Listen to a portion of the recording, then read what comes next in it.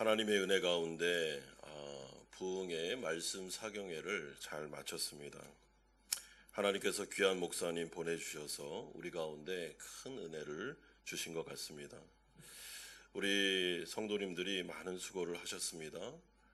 찬양팀 또 할렐루야 찬양대 예배부 그리고 미아부 그리고 우리 카페 운영팀 등등 많은 수고를 하셔서 귀한 은혜의 자리가 됐던 것 같습니다. 정상률 목사님 오셨는데 워낙 얘기를 많이 들어서 보자마자 그냥 예전에 뵀던 분을 만난 것 같은 그런 생각을 하게 되었습니다.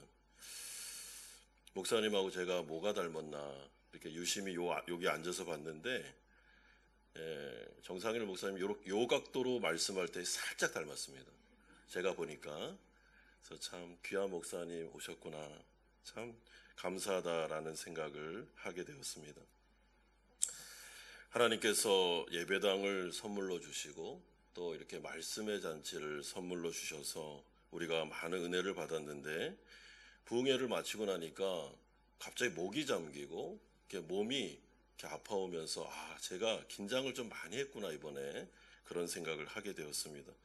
지금도 좀 몸 상태가 좋지는 않습니다.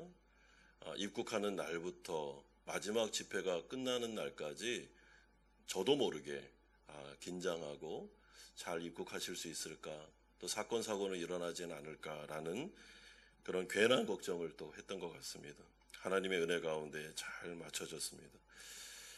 운동선수가 심한 운동을 하고 나면 회복 훈련이 필요합니다.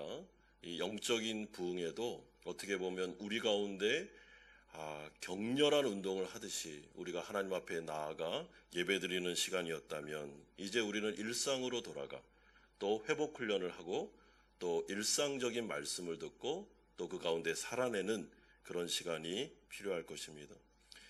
우리에게 주신 부흥의 가운데 주신 말씀의 은혜를 기억하고 은혜를 쏟지 말고요, 은혜를 담아두는 연습을 하셔야 됩니다. 좋은 시간이었지만 또 다른 사람과의 관계에서 어려움이 있거나 아니면 다른 염려에 빠지거나 또 죄에 빠짐으로 말미암아 많이 받았던 은혜를 쏟지 않도록 여러분 일상을 잘 사시기를 바랍니다. 우리가 계속해서 살펴보고 있는 이 고린도전서의 말씀은 교회에서 발생할 수 있는 여러 가지 문제점들을 다루고 있습니다. 특별히 고린도 교회 성도들이 여러 가지 문제를 가지고 사도 바울에게 질문을 했고 그 질문에 대한 대답이 나오는데, 여러분 그 모든 대답은 복음적이고 그리고 교회를 세우며 또한 성도들 개인에게도 유익한 그런 대답들을 해주고 있습니다. 특별히 오늘 본문에 보면 영적인 엘리트주의에 빠졌던 사람들이 이제 교회를 어지럽게 하고 교회를 힘들게 만들며 영적으로 어린아이와 같은 그런 신자들, 새로운 신자들을 넘어지게 하는 일들이 벌어지고 있었는데, 이 부분에 대해서 사도 바울이 여러 가지 이야기를 해주면서 절대로 연약한 자들을 넘어지게 하지 마라, 너희들이 영적인 엘리트주의에 빠지지 마라, 교만하지 마라, 그리고 겸손하게 교회를 세워야 교회는 아름답게 세워질 수 있다라고 말해주고 있습니다.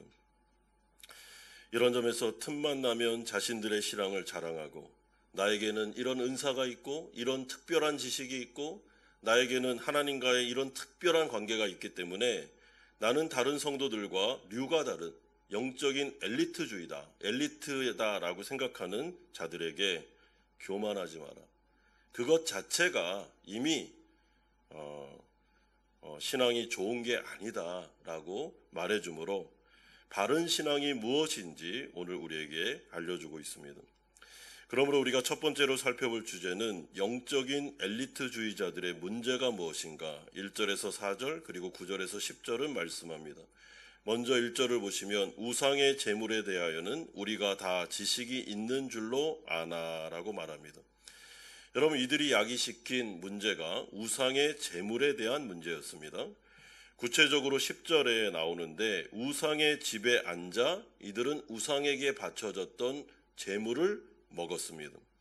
그것도 버젓이 사람들이 다 보는 앞에서 우상들에게 바쳐졌던 음식을 먹으면서도 우리는 괜찮아, 전혀 문제가 없어 라는 식으로, 또한 시장에서 이거는 분명히 우상에게 드려진 고기임에도 불구하고 그냥 자유롭게 사서 그것을 신앙적으로 어린아이와 같은 그런 연약한 자들이 보는 앞에서도 이것을 버젓이 행하고 있었다는 것입니다.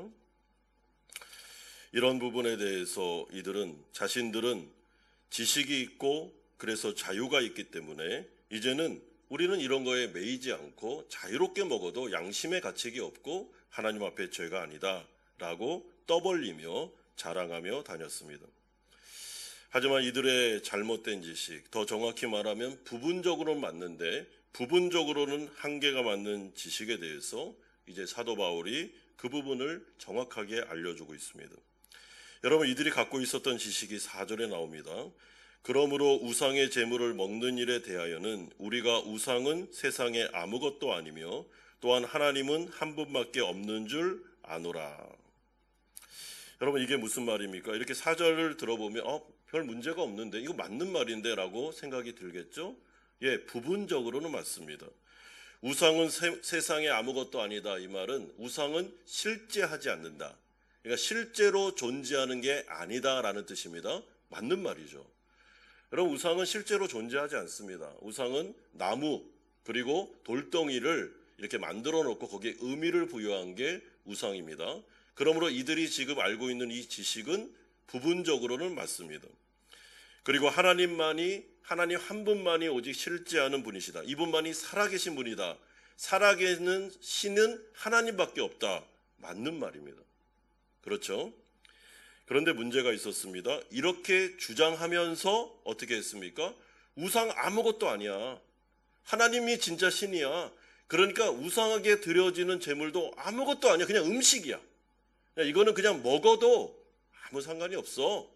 그러면서 자신들이 알고 있는 이 지식을 가지고 그 지식이 우리들에게는 자유를 줬어. 그러니까 우리는 이 자유를 가지고 마음껏 이 자유를 누려도 돼. 지금 저기 우상의 제물을 안 먹는 사람들은 지식이 없어서 자유가 없어서 저렇게 살고 있는 거야 라는 시기로 살면서 버젓이 우상에 숭배하는 신전에까지 가서 이 우상의 제물을 먹었다는 것이죠.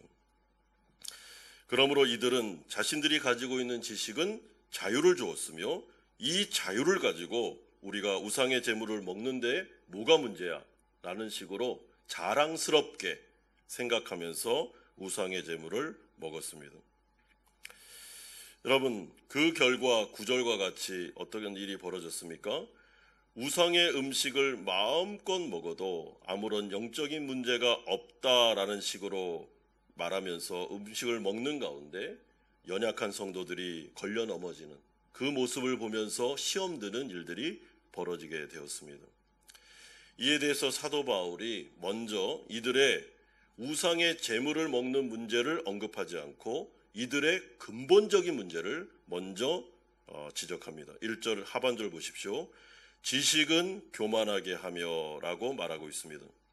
여러분, 이것은 이런 뜻인데 이들이 자신들에게는 이러한 정확한 지식이 있기 때문에 자신들은 진정한 복음의 자유를 누리는 자들이기 때문에 따라서 자신들은 더 훌륭한 크리스찬들이고 다른 교인들과는 류가 다른 신자이기 때문에 우리는 이 자유를 누릴 수 있다라고 말한 것, 이 부분에 대해서 사도 바울은 그게 바로 교만이다 라고 말씀해주고 있습니다. 너희들이 가지고 있는 지식이 너희를 지금 교만하게 만들다는 것이죠. 겸손하게 만들어야 되는데 이 지식이 오히려 교만한 결과를 일으키고 있으며 그 결과 교회가 나뉘게 되고 그리고 다른 사람들이 이 부분을 보면서 신자들끼리 시험에 드는 교회가 굉장히 혼란스러워지는 일들이 벌어지고 있는데 왜 그 부분을 모르고 있나라고 지적하고 있습니다. 그러므로 사도 바울은 이들의 교만을 먼저 말한 다음에 교회 내에서 이 시험 들게 하는 일을 그만두라고 말해주고 있습니다. 여러분, 그러므로 우리가 이 교회 생활을 할 때 생각해 보면 교회를 시험 들게 만들거나 아니면 어렵게 만드는 그 사람들 가운데 교회를 오래 다닌 분들 아니면 성경을 많이 안다고 생각하는 분들 아니면 나는 난 이런 은사도 있고 저런 은사도 있어. 그리고 나는 이런 좋은 훈련도 받았고 저런 프로그램도 이수했고 이렇게 생각하는 분들이 많이 있다는 것을 유념할 필요가 있습니다. 여러분, 그것은 좋은 것입니다. 우리가 훈련받고 프로그램을 이수하고 그리고 은사를 가지고 그리고 성경을 많이 알고 설교를 많이 듣는 것, 그리고 좋은 목사님으로부터 우리가 교육과 훈련을 받는 것 좋은 것입니다. 근데 만약에 그것이 나를 더욱더 하나님의 백성답게 만들지 않고 그것이 나를 드러내고 성도들과 나를 비교하면서 나는 좀 더 특별한 크리스찬이고 더 훌륭한 신자다라고 은연중에도 그런 생각을 갖게 한다면 여러분, 그것은 교만입니다. 잘못된 방향으로 가고 있는 것입니다. 그러므로 바울은 이러한 영적 엘리트주의자들을 바라보면서 그 자체가 영적으로 성장한 게 아니고 지금 그렇게 말하면서 정말 어린 성도들을 시험 들게 하는 그 자체가 영적으로 굉장히 어린아이 수준에 있는 거다. 지금 잘못된 생각을 가지고 있다라고 이야기해 주면서 다시 겸손을 되찾으자라고 말씀해 주고 있습니다. 그러므로 오직 성숙한 크리스찬들은 자신이 가지고 있는 지식을 가지고 자랑하는 게 아니고 어떻게 합니까? 1절 하반절에 사랑으로 덕을 세운다라고 말씀해 주고 있습니다. 여러분, 사랑으로 덕을 세운다, 이걸 직역하면 이런 뜻입니다. 사랑으로 교회를 세우는 것입니다. 교회 안에 있는 교인들끼리의 관계에서 이 관계를 깨뜨리는 게 아니라 그의 변화된 성품을 가지고 오히려 교인들과의 관계를 어떻게 해요? 더 돈독히 해주고 교회가 분열되는 게 아니라 교회를 세우는 일쪽으로 나아가게 된다는 것이죠. 여러분, 우리가 아는 일반적인 상식에서도 벼가 익으면 고개를 숙입니다. 그런데 고개를 숙이지 않는다라는 것은 그가 아직도 지식이 없다. 그러니까 아는 바가 별로 없다라는 것을 뜻하는 것입니다. 그러므로 사도 바울이 이 부분에 대해서 말하면서 정말 성숙한 크리스찬은 성경을 많이 아느냐, 은사를 많이 가졌느냐, 아니면 내가 특별한 어떤 훈련 과정을 이수했느냐 보다도 정말 성숙한 크리스찬은 그의 변화된 인품, 변화된 성품, 사랑의 열매가 맺힘으로 말미암아 그가 교회에서 활동하고 교회에서 지낼 때 그 사람으로 인해서 교인들이 하나 되고 연합되고 이 사람으로 인해 위로받고 그래서 그 사람에게 교인들이 막 붙는 겁니다. 계속. 왜냐하면 이 사람하고 있으면 너무나도 따뜻하고 좋고 그리고 내가 세워지는 느낌을 받기 때문에 그런 인품적으로 성품적으로 성령의 열매를 맺고 있는 그 사람들이 신앙적으로는 진짜 훌륭한 크리스찬이다라고 알려주고 있습니다. 그러므로 바울은 2절에 이렇게 말합니다. 만일 누구든지 무엇을 아는 줄로 생각하면 아직도 마땅히 알 것을 알지 못하는 것이다 라고 교훈합니다. 나는 이런 지식이 있어. 나는 이 정도까지 성경을 잘 알아. 우상은 아무것도 아니야. 오직 하나님만 실제하는 분이야. 그러니까 우상의 제물들 이거 의미가 없어. 이건 그냥 음식이야. 그냥 먹어도 돼. 라고 말하는 그들을 향해서 하나는 아는데 둘은 모른다는 것이죠. 그렇게 해서 음식을 먹으면 연약한 성도들은 어떻게 하겠냐는 그 모습을 하면서 마땅히 내가 뭔가를 안다라고 생각하는 순간 내가 뭔가를 모르고 있다는 것을 드러내고 있다라고 말씀해주고 있습니다. 여러분, 이것은 사실입니다. 우리가 성경을 읽고 설교를 듣고 말씀 묵상을 계속 하다 보면 대부분의 정직한 사람은 이렇게 고백합니다. 와, 내가 진짜 성경을 이렇게 모르는구나. 하나님의 말씀을 내가 이렇게도 모르는 거라는 것을 느낄 수밖에 없습니다. 여러분, 신학 교수님 가운데 우리가 볼 때는 헬라어, 히브리어에 능통하고 그리고 몇십 년을 한 분야를 가지고 연구를 해서 박사학위를 따고 책을 내시는 교수님들 중에 이렇게 질문을 하면은 그런 말씀을 하시는 분들이 있습니다. 아직 저는 모릅니다. 잘. 성경에 성경의 극히 일부분을 알 뿐입니다. 이렇게 말씀하시는 분들이 있는데 그런 분들은 뭘 아는 분들입니다. 정말 이 성경이 어마어마한 우주보다 더 넓으며 이 온 바다보다도 훨씬 깊다는 것을 알 때 여러분 이걸 백독하면 성경에 능통하겠습니까? 뭐 천독을 하면 능통하겠습니까? 성경은 읽으면 읽을수록 묵상하면 묵상할수록 성경을 진짜 아는 사람은 뭐라고 말하겠습니까? 내가 성경을 모르는구나. 하나님의 말씀에 우매하구나 라는 것을 고백할 수밖에 없는 것이죠. 그러므로 사도 바울이 이런 엘리트주의에 빠진 자들에게 도전하는 것은 너희들이 지금 뭘 안다는 거냐.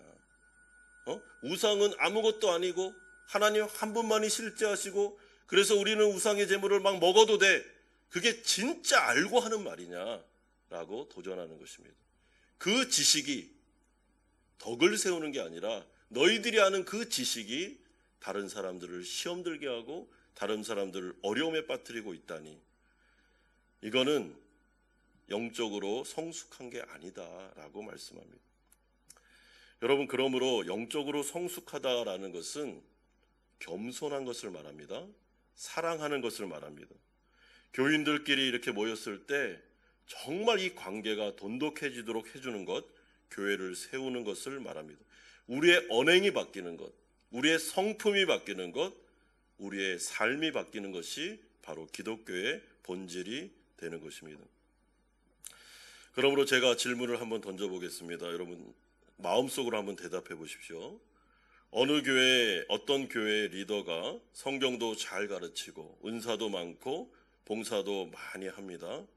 그래서 자신을 스스로 나는 신앙이 좋아, 나는 다른 교인과 달라라고 생각한다면 여러분 그 사람은 정말 성경적으로 기독교적으로 신앙이 좋은 사람이 맞겠습니까? 좋은 사람이 아닙니다. 반면에 어떤 분은 성경도 잘 가르치지 못하고 은사도 별로 없어서 교회에서 드러날 것이 별로 없습니다. 그런데 이분은 예수를 믿는 이후 성품의 변화를 받아 어떻게 쓰든지 교인들끼리 서로 화목하게 하려고 애를 쓰고 교회의 하나됨을 위해 자신을 내세우지 않으며 겸손하게 나에게 맡겨진 그 한두 가지의 일을 소리 소문 없이 그 가운데서 잘 섬김으로 다른 사람들을 이렇게 막 세워주고 자긴 빠지고 다른 사람들을 앞세우면서 세워주는 이 인품. 여러분 이 사람이 신앙이 좋은 사람입니까 아닙니까? 이 사람이 신앙이 좋은 사람입니다. 그러므로 사도 바울은 지금 이런 생각을 가지고 영적인 엘리트주의에 빠진 사람들에게 도전하고 있는 것이죠. 자, 두 번째는 그렇다면 이들은 왜 잘못된 지식을 가졌을까? 그것을 수정해 주는 내용이 4절에서 12절까지 나오고 있습니다. 여러분 제가 아까 이미 말씀해 드린 대로 우상은 아무것도 아니야. 실제하지 않아. 하나님만이 실제하는 분이야. 그렇기 때문에 우상에게 바쳐진 제물은 의미가 없어. 이건 음식이야. 먹어도 돼. 라는 이들의 지적에 대해서 이제 사도 바울이 분명한 하나님의 말씀을 근거하여 설명하고 있습니다. 여러분 이들이 잘못된 게 무엇입니까? 5절에서 6절에 보십시오. 비록 하늘에나 땅에나 신이라 불리는 자가 있어 많은 신과 많은 주가 있으나 그러나 우리에게는 한 하나님 곧 아버지가 계시니 만물이 그에게서 났고 우리도 그를 위하여 있고 또한 한 주 예수 그리스도께서 계시니 만물이 그로 말미암고 우리도 그로 말미암아 있느니라. 5절에서 6절을 읽으면 좀 어렵죠. 이게 무슨 말이지? 이게 무슨 대답이지라고 생각할 수 있죠. 중요한 게 5절입니다. 비록 하늘에나 땅에나 신이라 불리는 자가 있어 많은 신과 많은 주가 뭐라고요? 바울은 뭐라 그럽니까? 있다라고 말합니다. 자, 여러분 지금 이 영적인 엘리트주의자들은 뭐라 그랬습니까? 우상은 실제하지 않아. 없어. 이거는 돌덩어리야. 제가 부분적으로는 맞지만 부분적으로는 틀리다고 그랬죠. 사도 바울은 이 부분에 대해서 그래 부분적으로는 맞아. 근데 부분은 틀려. 뭐가 틀립니까? 이 땅 가운데는 많은 신이 있어. 많은 주가 있다니까 라고 말합니다. 여러분 이것은 우상에게 있는 그 우상 자체가 실제한다라는 말이 아닙니다. 우상의 배후에 뭐가 있습니까? 영적인 실체가 있다는 것이죠. 여러분, 이 부분에 대해서 영적인 엘리트주의자가 간과한 것입니다. 우상은 아무것도 아닙니다. 그러나 우상의 배후에 사탄 마귀가 있고 귀신들이 있잖아 라는 말을 해주는 것이죠. 우상은 아무것도 아니기 때문에 우상의 제물을 드리는 신전에 가서 기독교인들이 그 신전에 가서 우상에게 드려진 제물을 가져다가 함께 이방인들과 먹는다? 사도 바울은 상상도 할 수 없는 일입니다. 왜 그렇습니까? 지금 그 우상을 드리는 그 신전에, 그래 우상은 아무것도 아니지만 그 신전에 지금 뭐가 있습니까? 영적인 악한 영들이 있잖아요. 귀신들이 있고 사탄이 있지 않습니까? 사도 바울은 창조주 하나님을 인정합니다. 독생자 예수 그리스도의 구원을 인정합니다. 그러나 영적인 악한 영들이 있다는 것도 인정하고 있는 것입니다. 그러면 이들이 우상 숭배하는 자들 앞에 가서 자신들이 가지고 있는 지식이 자유를 줬어. 그렇기 때문에 그 우상을 먹는 그 앞에서 사도 바울이 도전하고 있는 것이죠. 너희들은 지금 어떻게 해요? 사탄 마귀와 귀신들이 조종하고 있는 우상 숭배의 장소에서 우상에게 드려진 그 제물을 먹음으로 말미암아 배후에 있는 악한 세력의 지배를 받는 것이다 라고 굉장히 강하게 경고합니다. 그러므로 그 결과 어떤 일이 벌어졌습니까? 7절에 보십시오. 그러나 이 지식은 모든 사람에게 있는 것이 아니므로 어떤 이들은 지금까지 우상에 대한 습관이 남아있어 우상의 제물로 알고 먹는 거로 그들의 양심이 약하여지고 더러워지느니라. 너희들이 그렇게 하는 그 행동을 통해서 지금 배후에 사탄 마귀가 귀신들이 모든 사람들을 유혹해서 우상 숭배 만들고 우상에게 있는 재물을 먹게 만들므로 그들의 영혼을 빼앗아 가려고 하는 이 악한 영들의 수작을 모르면서 버젓이 거기서 그 음식을 먹는 것을 보면서 이제 이방인에서 하나님의 백성으로 거듭난 자들 이제 들어왔는데 아직 들어왔지만 교회로 들어왔지만 우상의 습관이 남아있어서 여전히 죄의 습관이 남아있어서 하고 있는 그 성도들에게 너희들이 그렇게까지 자랑스럽게 먹는 음식 먹는 모습을 보면서 이들이 어떤 마음을 가졌다고요? 이제는 양심의 가책을 느끼지 않고 아니 저기 있는 저 집사님도 저렇게 하는데 아니 저 장로님도 저렇게 하는데 괜찮나 보다. 우리도 가서 우상에 있는 재물 먹어도 되나 보다 하고 가서 이제 양심의 거리낌도 없이 다 같이 가서 우상의 재물을 먹는 이 모습을 보면서 그들이 더러워지느니라. 그들이 다시 악한 마귀의 손에 들어가고 있다라고 말씀하고 있는 것이죠. 그러므로 9절에서 11절에도 이렇게 경고합니다. 그런즉 너희의 자유가 믿음이 약한 자들에게 걸려 넘어지게 하는 것이 되지 않도록 조심하라. 지식 있는 네가 우상의 집에 앉아 먹는 것을 누구든지 보면 그 믿음이 약한 자들의 양심이 담력을 얻어 우상의 제물을 먹게 되지 않겠느냐? 그러면 내 지식으로 그 믿음이 약한 자가 멸망하나니 그는 그리스도께서 위하여 죽으신 형제라. 여러분 여기서 멸망하다 이 말은 굉장히 무서운 말입니다. 그들의 영혼이 지옥에 갈 수 있다라는 의미가 포함되어 있습니다. 그러므로 왜 이렇게 하는 것이죠?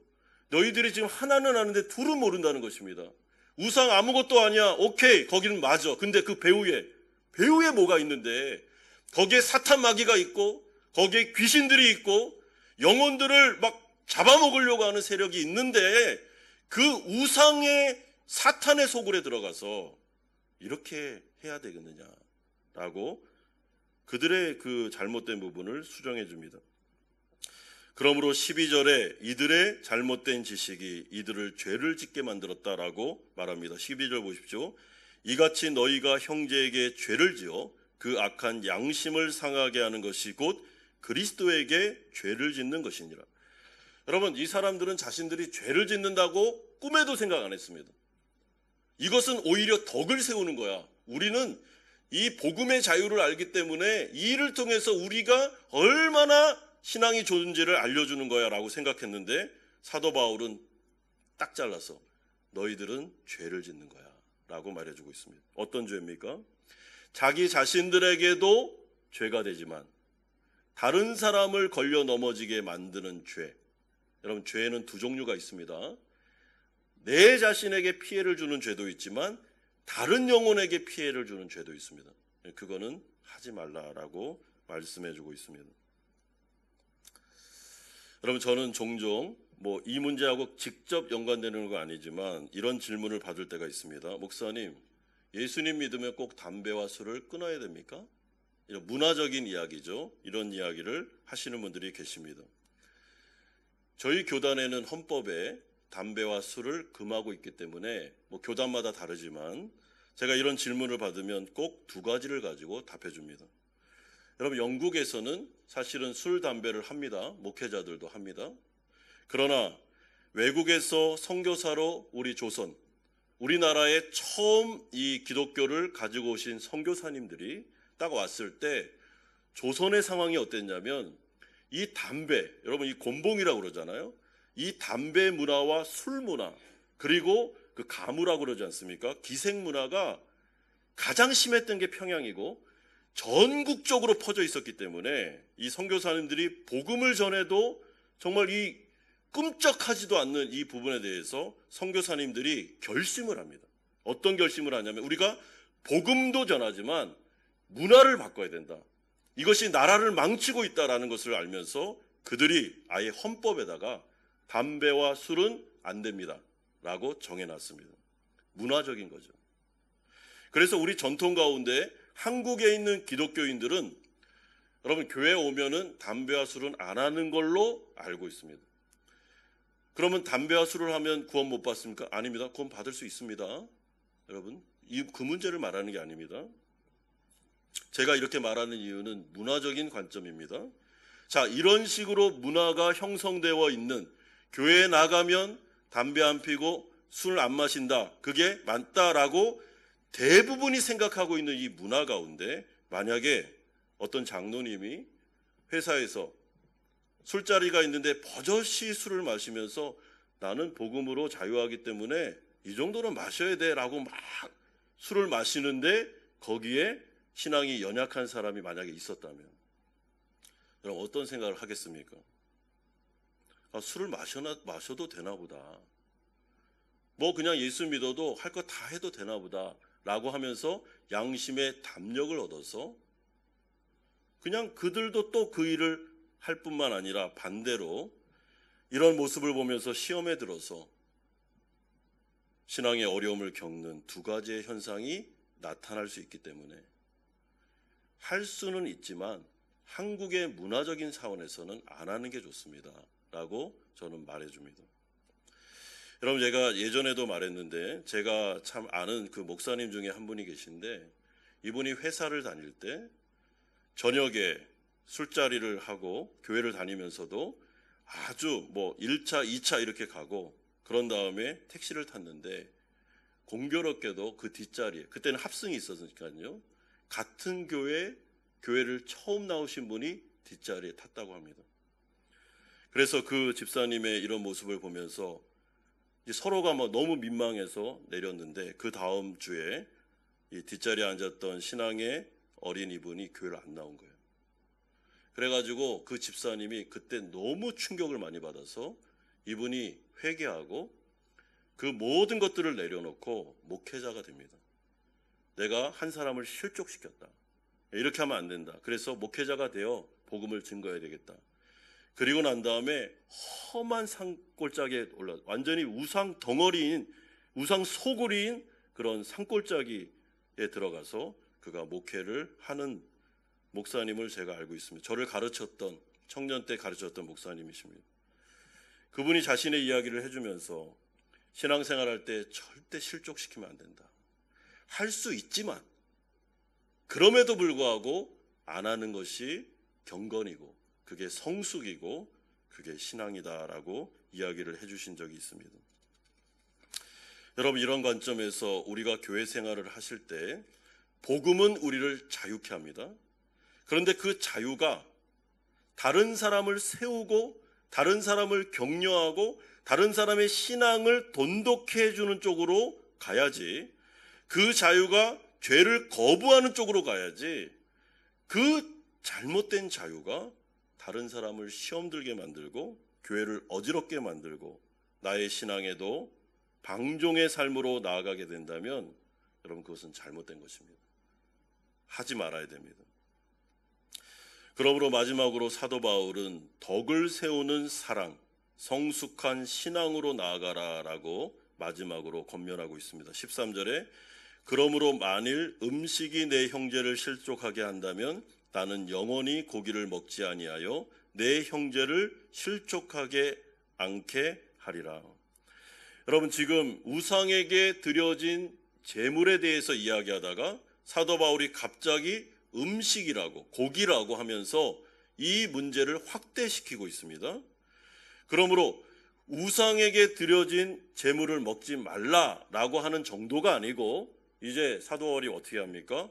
만약에 누구나 다 먹을 수 있는 음식이라 할지라도 지금으로 말하면 어떤 문화적인 차원에서 이거는 해도 괜찮은 차원의 비본질적인 것이라 하더라도 만약에 그 문제가 다른 형제에게는 걸림돌이 되고 연약한 형제들이 봤을 때는 너무나도 마음이 힘들고 그 문제로 인해서 그가 신앙에 손상을 입게 된다면 나는 영원히 고기를 안 먹겠다. 난 영원히 그거 안 할 거야 라고 말하고 있는 것이죠. 여러분 그렇기 때문에 성도가 되어 자유를 얻었다고 해서 우리가 모든 것을 다 할 수 있는 자유는 아닙니다. 자 이렇게 말하면 진짜 기독교인이 되는 게 정말 어렵겠네. 너무 답답하다. 어떻게 이렇게 살아? 라고 할 수 있는데 여러분 성숙해지는 것이 바로 그런 것입니다. 그래서 힘든 것입니다. 물론 율법적으로 이렇게 하라라는 말은 아닙니다. 우리 안에 복음을 알고 자유를 아는 자로서 예수님을 닮아가다 보니까 다른 영혼들의 소중함을 알고 교회의 소중함을 알기 때문에 스스로 자원하여 지혜롭게 그것을 절제하는 것이죠. 그래서 교회의 리더가 된다는 것은 정말로 영광스럽기도 하지만 어려운 문제입니다. 여러분 목회자가 된다는 것, 한 교회를 이끈다는 것 쉽지 않습니다. 왜냐하면 하는 그 언행, 그리고 하는 그 행동, 그리고 말, 그리고 그가 하는 여러 가지 일이 다 성도들이 보고 있기 때문에 때로는 다 다른 배경을 가지고 바라볼 때 시험 들 수도 있기 때문에 조심하는 것이 좋습니다. 만약에 이 음식을 먹는 것, 고기를 먹는 것이 다른 형제를 실족하게 한다면 그리스도의 십자가의 보혈로 구원받은 성도가 이것을 보면서 마음이 어렵다면 나는 차라리 하지 않겠다. 그냥 차라리 그걸 끊겠다라고 말씀해 주고 있습니다. 여러분 이런 식으로 사도 바울은 한평생을 살았습니다. 그가 변화되고 다메섹에서 예수를 만난 순간 예수님의 제자가 되어 복음에 헌신했을 때 그는 하나님의 복음이 교회를 세우고 성도들을 살리고 그리고 이들을 하나님의 백성 되게 하는데 헌신했기 때문에 형제를 실족하는 문제에 있어서 민감했으며 이 부분에 조심하게 나아가고 있는 것입니다. 그러므로 사랑하는 성도 여러분, 우리가 하나님의 복음을 들었습니다. 그것은 죄로부터 우리를 자유케 하셨습니다. 우리는 이제 자유인이 되었습니다. 그런데 그 자유는 모든 것을 다 할 수 있는 자유가 아닙니다. 사실은 그 자유는 죄를 거부할 수 있는 자유고 신앙을 성숙시킬 수 있는 자유며 교회를 세우는 자유입니다. 신앙이 정말 좋은 게 무엇입니까? 은사가 많은 것, 내가 다른 사람보다 더 특별한 지식을 가지고 있는 것, 아니면 나는 훨씬 더 많은 훈련을 받았다, 나는 여러 가지 프로그램을 이수했어 라는 것보다도 여러분 진짜 훌륭한 크리스찬은 사랑하는 마음으로 겸손하게 다른 사람들을 세워주고 교회를 세워주고 겸손하게 자기를 내세우지 않고 자신의 삶의 한 부분에서 다른 사람을 먼저 앞세우면서 거기에서 소리 소문 없이 하나님의 일을 감당하고 그럼에도 불구하고 나는 무익한 종입니다. 나는 알 것을 모릅니다. 난 여전히 부족합니다. 라는 것을 깨닫고 교회를 아름답게 화목하게 화평하게 세워나가는 그 사람이 진짜 훌륭한 사람입니다. 그렇기 때문에 신앙이 좋은 것과 인품이 좋은 것은 같은 것입니다. 여러분, 신앙이 좋은 것과 성품이 바뀌고 성품이 좋아지는 것은 같은 것입니다. 신앙은 좋은데 인품은 안 좋다, 이런 말은 기독교에 없습니다. 그래서 저를 가르쳤던 목사님이 저에게 그런 말씀을 해주신 적이 있습니다. 성도가 되기 전에 인간이 먼저 돼야 된다. 그럼 굉장히 뼈 있는 말이죠. 내가 신앙이 좋아라고 말하기 전에 정말 인간다운 인간, 아빠다운 아빠, 남편다운 남편, 그리고 목사다운 목사, 정말 인품과 성품이 훌륭한 것이 바로 신앙의 바른 것이다 라고 오늘 말씀해 주고 있습니다. 사랑하는 성도 여러분, 고린도 교회 안에 문제를 일으킨 사람들은 지식이 없는 사람도 아니었고 은사가 없는 사람도 아니었고, 사실은 성경을 너무 많이 안다고, 은사를 너무 많이 체험했다고, 나에게는 기적의 체험이 너무 많다고, 나는 이런 저런 헬라 철학과 이원론과 이런 것에 너무 나는 많은 지식을 가지고 있다고 자랑했던 그 사람들이 교회를 어렵게 만들었습니다. 그러므로 오늘 이 말씀을 통해서 우리 자신을 좀 돌아봤으면 좋겠습니다. 하나님 앞에서 겸손하게 예수님을 닮은 마음으로 우리의 성품이 바뀌고 우리의 인품이 점점 예수님을 닮아감으로 우리 한마음교회가 진짜 다른 성도들을 아껴주고 사랑해주는 성도들이 많아지는, 신앙으로 성숙한 크리스찬들이 많아져서 정말 하나님이 원하시는 교회로 세워짐으로 하나님의 성령의 열매가 가득 채워져 복음이 복음되는 교회로 세워져 나갈 수 있도록, 이런 교회가 우리 교회가 될 수 있도록 함께 기도하고 함께 노력하는 그런 성도님들이 되시기를 주 예수 그리스도의 이름으로 축원드립니다.